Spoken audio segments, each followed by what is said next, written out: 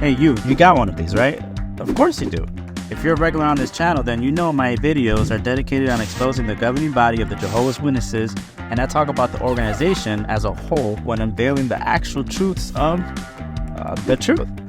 I take a certain doctrine and debunk it, and I continue doing this until hopefully I keep you interested enough to not fall off and stop watching altogether. Today's topic is about new light, and we are going to use this flashlight to illustrate it. If you don't know what new light means, it's essentially a phrase used to describe doctrinal changes within the organization. They cite Proverbs 4:18 to support this, comparing it to light getting brighter.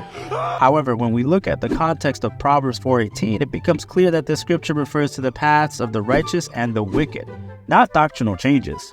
This is what it says.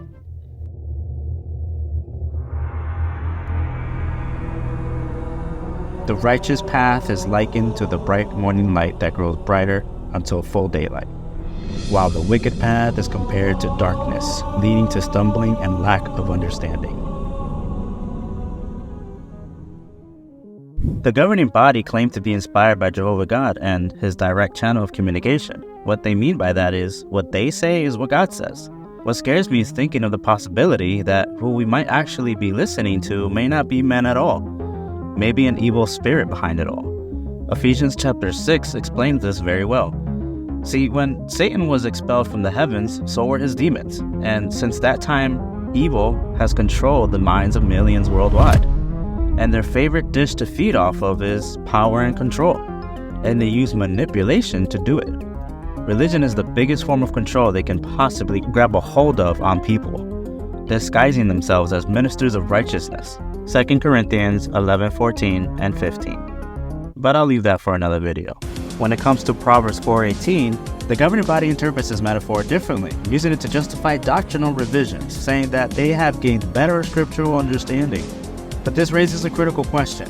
If there is a need for repeated revisions, does it mean that the previous revision was wrong? Also, if Jehovah doesn't change, as stated in Malachi 3:6, how can the understanding of his teachings change so often? In my view, new light should never make old light false. Instead, new insights should complement or build upon previous understandings. It's essential to approach such matters with discernment and seek truth earnestly, comparing teachings against the scriptures to ensure we faithfully follow Jesus' guidance. Still got that flashlight?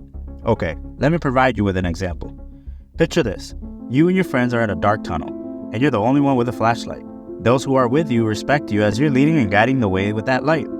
You shine it ahead and realize there's something there. Though you can't see all the details, you tell them, "I see a car."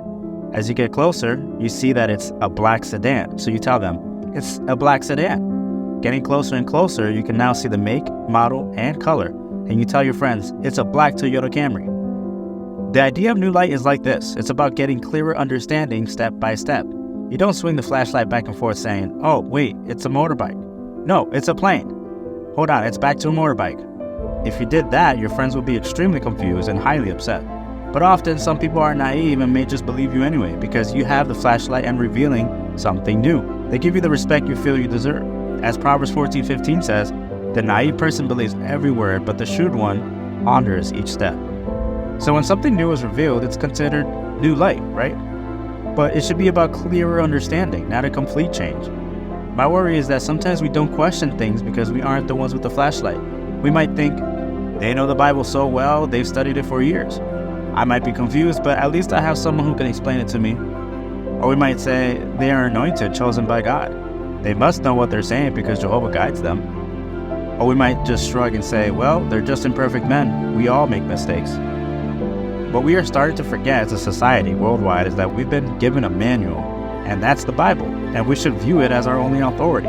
Does that not make Jehovah's Witnesses any different from the Catholics who listen to the Pope and also believe this is the truth and the time is near?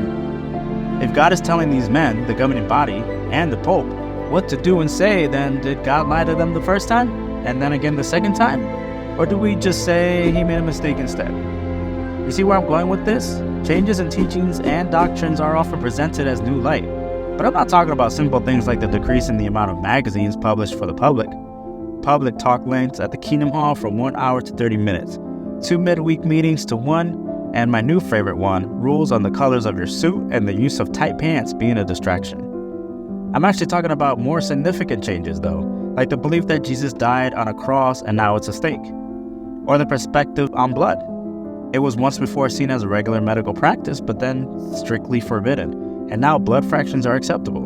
This change is quite a U-turn. Isn't blood still blood? Can you imagine the increase in death tolls back in 1945 when the blood doctrine shifted from acceptance to prohibition? Could you fathom praising those who chose Jehovah over their own lives? It seems this organization might be facing a sense of guilt regarding blood, with the use of blood fractions serving as a means to address the mounting death toll. The consequences have seemingly caught up to them. I guess this organization is now blood guilty and they know it. And it has, with their deregistration as a religious group in Norway and many more on the rise. I guess the whole blood debate and disfellowshipping and shunning practices are becoming their own downfall, and soon this tower is going to fall. Oh, and they also didn't believe in disfellowshipping and shunning before either. That became a thing in the 1930s. Thank you for watching this video. Watch this next video if this one tickled your ears. This is MJ in Context, and you already know you can't make this up.